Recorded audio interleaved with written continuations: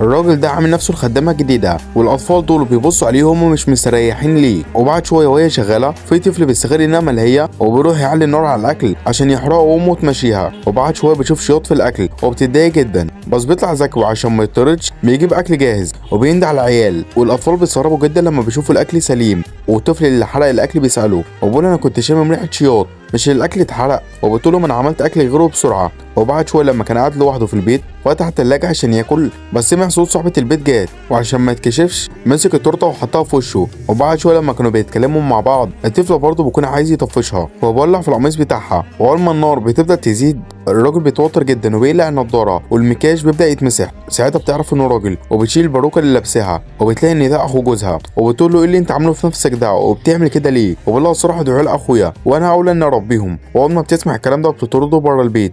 لو شايف انها عملت الصح صلي على النبي.